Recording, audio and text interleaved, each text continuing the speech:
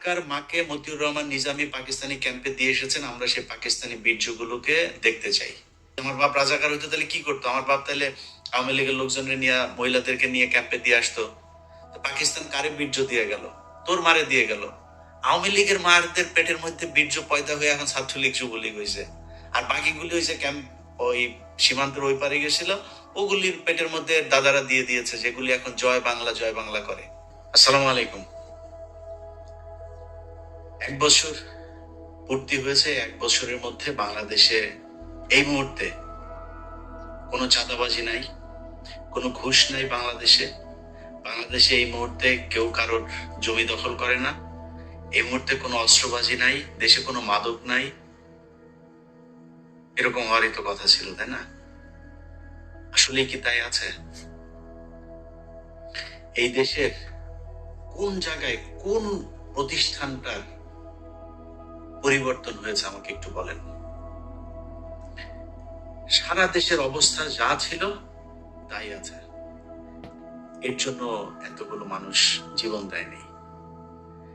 তারপরেও বিশ্বাস করি যে হয়তো একটা ভালো কিছু হবে, নির্বাচন হবে, নির্বাচনের পরে একটা সরকার আসবে, সেই সরকার এই দেশের মানুষের জন্য কিছু করবে। আমি ডক্টর ইউনূসের যে সরকার, এই ইউনূসের সরকারকে আমি একটা ব্যর্থ সরকার বলবো। তিনি কিছু চাঁদাবাজ নিয়ে তারপরে তার আশপাশে তিনি একটা রাষ্ট্র চালাচ্ছেন। ব্যক্তিগতভাবে তার টাদাবাজির ব্যাপারে কিছু জানি না, কিন্তু একটা করাপ্টেড একটা গভর্নমেন্ট তিনি পরিচালনা করছেন। বাট ইউনূসকে আমাদের দরকার ছিল। এখনো পর্যন্ত ভারতীয় যে আগ্রাসন, এই গত কয়েকদিন আগে যুক্তরাষ্ট্রের সাথে যে কূটনৈতিক দর কষাকষি, এগুলোর জন্যই মূলত তাকে আমাদের খুব দরকার ছিল। তিনি ছিলেন, আছেন, আমার কোনো সমস্যা। সামনেও তাকে একটা ভালো জায়গায় রাখা হোক। এখন আপনি আমাকে বলবেন যে ভাই, এক এক করে যদি বলতে যাই, ইউনূস সরকার বলেন, বিএনপি বলেন, এনসিপি বলেন, জামাত বলেন, সবখানেই একটা সমালোচনা করার জায়গা আছে।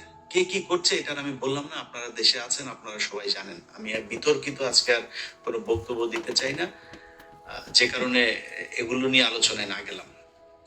আমি আওয়ামী লীগ ক্ষমতায় থাকাকালীন কিছু কথা বলতাম যে আমি কখনোই চাঁদাবাজি, দুর্নীতি এগুলোর জন্য আমার এই যুদ্ধ না। আমার যুদ্ধের একটা জায়গা আছে, সেটা হচ্ছে ভারত বিরোধিতা। এখন আমার এই দেশের সব সমস্যার মূল কারণ হচ্ছে ভারত। আমরা ভারত নিয়ে কথা বলতাম, আমাদেরকে বলতো আমরা হইলাম এগুলি নিয়ে নাকি সব গুজব ছড়াই, এগুলি কোনো সত্যি কিছু নাই। শেষ পর্যন্ত সেই ভারতে কিন্তু এই স্বৈরাচারকে নিয়ে জায়গা দিয়ে রেখেছে। এই ভারতীয় এখনো পর্যন্ত তাদের জায়গা থেকে দেখেন, 2 দিন আগেও ভারতীয় পররাষ্ট্রমন্ত্রী বলে যে আমাদের খুব কি বলে, কি দৃষ্টি, সূক্ষ্ম দৃষ্টি না কি যেন এক দৃষ্টি রাখছেন তিনি। তুই কেড়ে বেটা, আমার দেশের কি হবে সেটা দৃষ্টি রাখার জন্য? তোর না হাগার পায়খানা নাই, তুই পায়খানা বানা আগে। তোর ওই দেশের মানুষের চাইতে এই দেশের মানুষ বহু ভালো আছে, তুই করা লাগবে না, তুই তোর দেশ নিয়ে চিন্তা কর। এটা বলেছে এই ইন্ডিয়া বলেছে। তার মানে আমরা যা বলতাম এই দেশের মূল সমস্যা ভারত, তারাই সমস্যা। অতএব আমাদের ওই জায়গা থেকে বের হইতে হবে। 5 তারিখে বিশেষ করে বিএনপির কথা বলি, বিএনপির কিছু বক্তব্য শুনে মনে হচ্ছে ঠিক আওয়ামী লীগই কথা বলছে, এরকম মনে হয়। আমি ওটা যদি শুধু অডিও শুনি এবং ওই ভয়েসটা যদি আমি রেকগনাইজ করতে না পারি, তাহলে আমার মনে হবে আওয়ামী লীগের কেউ বক্তব্য। পাকিস্তানের রাজাকারদেরকে, কারা নাকি রাজাকার, চিহ্নিত যুদ্ধাপরাধী, ওই যে পোস্টার সরানো নিয়ে এই হয়েছে না, চিহ্নিত যুদ্ধাপরাধী। শেখ হাসিনার বিচারে যদি নাকি কেউ চিহ্নিত যুদ্ধাপরাধী কেউ মেনে নেয়, তাহলে এতিমের টাকা আত্মসাতেরটা তো মেনে নিতে হবে। খাম্বা নিয়ে যেগুলো বলে সেগুলো তো মেনে নিতে হবে, তাই না? মানবেন নাকি? সাকা চৌধুরী তো জামাত করতো না, তারটা মানবেন? মানে একটু মানবেন একটু মানবেন না, এটা তো হইতে পারে না। আমি শেখ হাসিনার কোনো বিচারই মানি না। দেখেন না, এখন পর্যন্ত দেশে যাইতে পারি নাই কেন জানেন? এই দেশের কিছু মানুষের মুক্তির জন্য। আপনি 1 বছর হয়ে গিয়েছে, এখনো অনেক মানুষ জেলখানায় আছে, তাদের কথা মনেও করেন নাই। কেউ কোথাও বলেনও নাই, বলেনও না, বলবেনও না। কারণ আপনারা মনে করেছেন সামনে কিছু খাবার এসেছে, সেটা খেয়ে নেই শেষ। এই দেশের মূল সমস্যাটা কোন জায়গায় ছিল সেখানে হাত দেনে। এখন পর্যন্ত বিডিআর এর লোকগুলো জেলখানায়। কোনো বড় রাজনৈতিক দল, না বিএনপি না জামায়াত, কেউ যায় নাই। এনসিপির কিছুটা ওই যে একজন সমন্বয়ক আছেন মাহিন, মাহিন ভাই কিছুটা দিত, সময় দিয়েছে, সময় দেয়, এখনো সময় দেয়। এরপরে কোনো রাজনৈতিক দল তাদের পাশে দাঁড়ান নাই। আপনাদের সমস্যা মনে হয় না ওইটা? 25শে ফেব্রুয়ারি পিলখানার হত্যাকাণ্ড এই দেশের মূল সমস্যা, এটা মনে করেন না?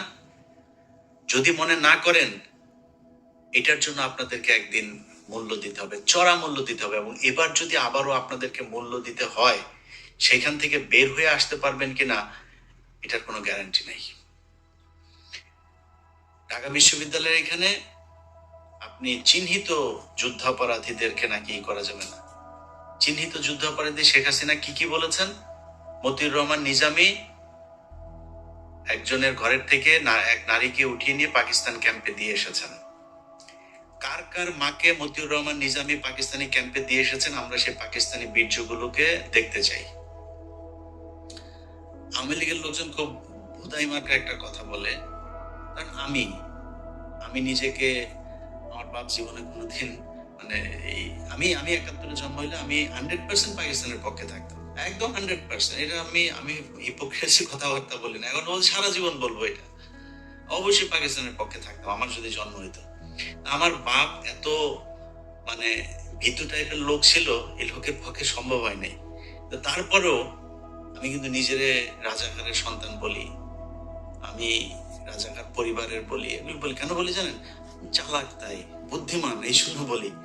কারণ ধরেন আমার বাপ যদি রাজাকার হইতো, আমার বাপ বিভিন্ন ঘর থেকে বাঙালিদেরকে তুলে নিয়ে পাকিস্তান ক্যাম্পে নিয়ে আসতো, আমার বাপ তো সেফ থাকতো। কারণ আমার বাপ পাকিস্তানি লোকজনের সেবা করে, পাকিস্তানি লোকজনের ই করে। তাহলে কি হইলো? যারা তুলে দিয়ে আসলো, আওয়ামী লীগের লোকজনের বৌরে নিয়ে ক্যাম্পে দিয়ে আসছে না। যদি আমার বাপ রাজাকার হইতো তাহলে কি করতো? আমার বাপ তাহলে আওয়ামী লীগের লোকজনের নিয়ে, মহিলাদেরকে নিয়ে ক্যাম্পে দিয়ে আসতো। পাকিস্তান কারে বীর্য দিয়ে গেল? তোর মারে দিয়ে গেল। আওয়ামী লীগের মারদের পেটের মধ্যে বীর্য পয়দা হয়ে এখন ছাত্রলীগ যুবলীগ হয়েছে। আর বাকিগুলি হয়েছে ওই সীমান্তের ওই পারে গেছিল, ওগুলির পেটের মধ্যে দাদারা দিয়ে দিয়েছে, যেগুলি এখন জয় বাংলা জয় বাংলা করে। জয় বাংলা আমার দেশের স্লোগান না, ইন্ডিয়ার শিখায় দেওয়া স্লোগান। ভাই মুক্তিযুদ্ধের চেতনা নিয়ে যদি রাজনীতি করতে চান, বহুত সমস্যায় পড়বেন। আমি ভাই বাংলাদেশ 1971 সালে স্বাধীন হয়েছিল এটা মানি না।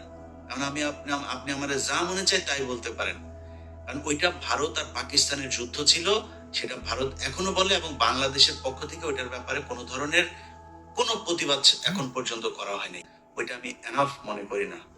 আপনি যদি মনে করেন ওইটা আপনার স্বাধীনতার যুদ্ধ, ওই ব্যাপারে আপনি প্রকট, আপনি একদম পুরোপুরি এক ইয়ের মধ্যে থাকবেন, তাহলে তো আপনাকে তাদের সাথে সব ধরনের চুক্তি বাতিল করতে হবে, সব ধরনের থেকে সম্পর্ক থেকে বের হয়ে আসতে হবে। আসেন নাই, তার মানে তাদের ওইটা আপনি সহ্য করেন। তাহলে ওইটা যুদ্ধ না, বা ভারত আর পাকিস্তানের যুদ্ধ ভারত এখনো সেলিব্রেট করে। এখন আপনি যদি মনে করেন আমি কিছুক্ষণের জন্য এটা মানলাম যে আপনার ভারত পাকিস্তানের যুদ্ধ, এই মানে বাংলাদেশের মুক্তিযুদ্ধ, আমার এই ভিডিও এই মুহূর্তে যে মানুষগুলো দেখছেন, আমার ভিডিও পজ দিয়ে একটু 2 মিনিট চিন্তা করেন যে আমি এই আমার আশপাশে, আমার আত্মীয় স্বজন, আমার গ্রামের আশপাশে যত গ্রাম আছে, কতজন মুক্তিযুদ্ধ ছিল। মুক্তিযোদ্ধা যে কটা আছে তার 80% ভুয়া। খোঁজ নেন, আপনার এলাকায় যে কটা মুক্তিযোদ্ধা আছে ওর ব্যাপারে যা খোঁজ নেন, আল্লাহর কসম করে বললাম একদম ভুয়া।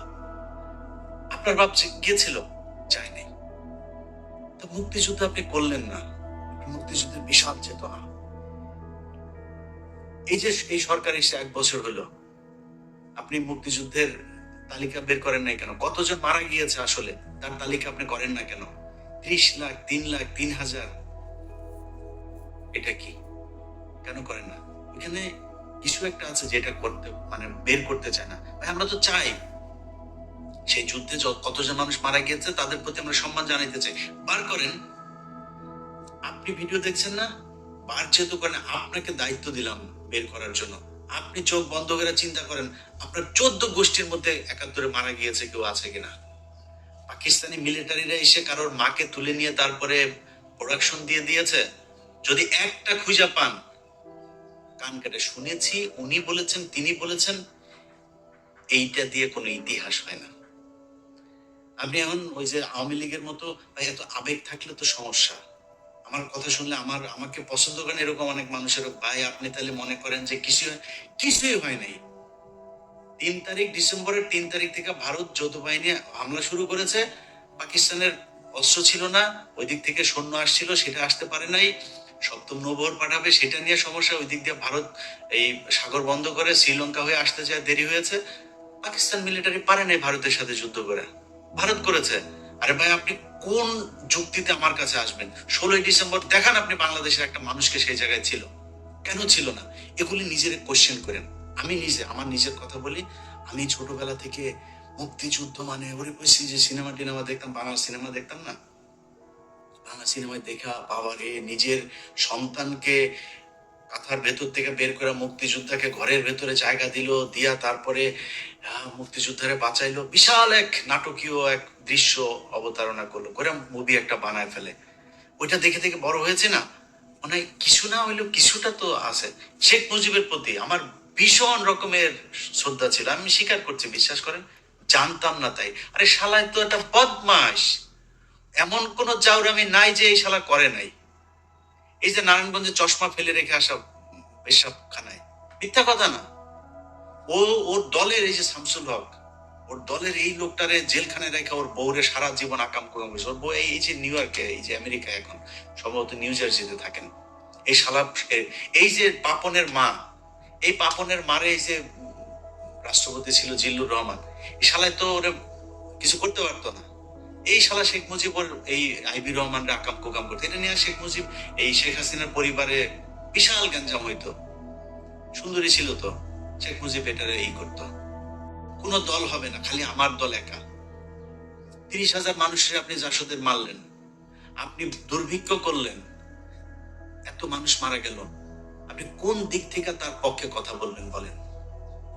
তারপর ওই যে 7ই মার্চের ভাষণ শুনলে আমার নিজের লোম দাঁড়ায় যেত ভাই ছোটবেলায়।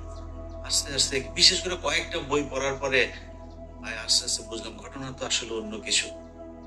আপনি বিএনপির লোকের বই পড়ার দরকার নাই, জিয়াউর রহমানের লেখা বই, তারেক রহমানের লেখা বই পড়ার দরকার নেই। আপনি মেজর জলিলের বইগুলো খালি পড়েন, ছোট ছোট চটি বই, অরক্ষিত স্বাধীনতা পরাধীনতা সহ 3-4টা বই আপনারা পড়বেন, পিডিএফ আছে মেজর জলিলের, খুব ছোট ছোট বই।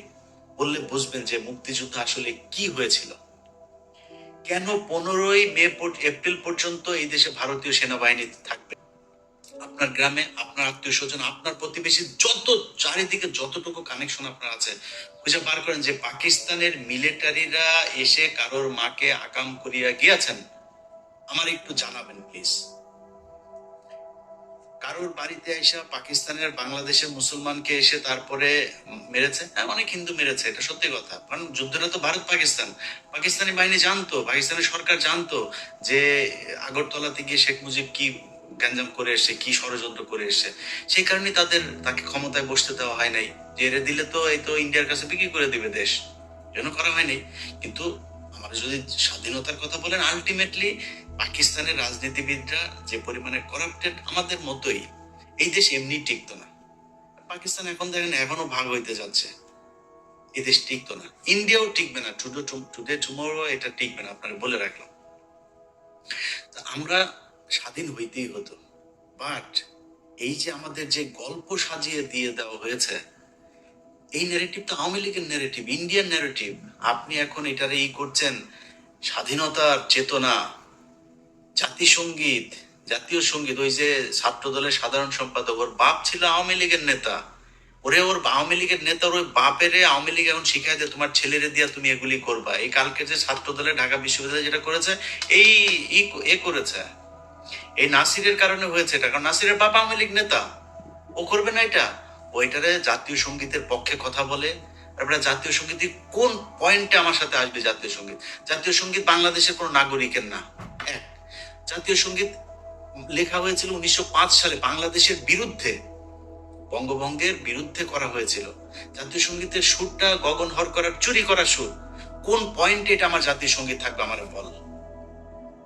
এত এত আবেগ হয়ে এত লাভ নেই। এটা আবেগীয় না, ওর বাপ আওয়ামী লীগ করে। এই নাসিরের বাপ আওয়ামী লীগ, খোঁজ নেন ইয়েতে যায়, এই নোয়াখালীতে যায়। ওর বাপ আওয়ামী লীগ করতো, যেই কারণে ও আজকে এটা করে, এই পক্ষে কথা বলে।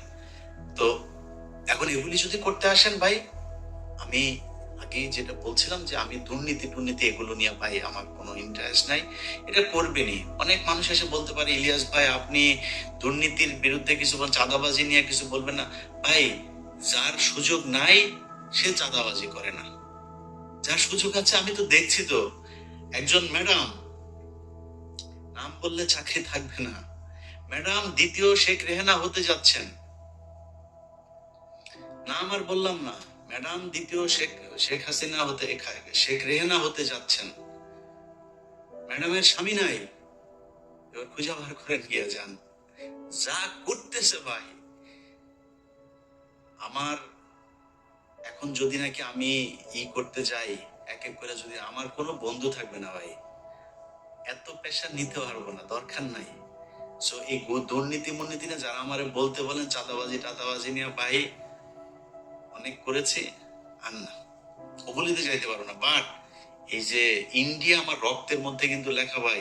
আপনি আমার আব্বা হইলেও আপনারা কিন্তু আমি ন্যাংটা করে ফেলবো। আপনি এই যে এই জাতীয় সঙ্গীতের পক্ষে কথা বলবেন, স্বাধীনতার চেতনা কথা বলে তারপরে মানুষরে ওই যুদ্ধাপরাধী ট্যাগ দেওয়ার চেষ্টা করবেন, পাশার চামড়া উড়ায় ফেলবো। দুই চোখে সরিষার মতো ফুল দেখতে থাকবেন। আপনার মতো কত বালছাল এগুলি, আপনার নেতাদের, কত বড় বড় নেতা ইলিয়াসের সাথে আইসা ভাই ভাই কিছু বলি না, বললে যদি চাঁদাবাজি নিয়ে কথা বলা শুরু করি, একটাও দাঁড়াইতে পারবেন না।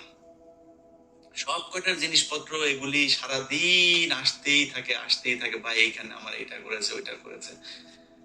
ক্যামেরা বসায় রাখা লাগবে না, আমার ইমেল থেকে যদি খালি উজাড় করে দেই, তাহলে পদে থাকা নেতা একটারও খুঁজে পাবেন না। সব মির্জা আব্বাস, এত টাকা পয়সা, ব্যাংকের মালিক, এখনো চাঁদার টাকার ভাগ নেয় সন্ধ্যায়।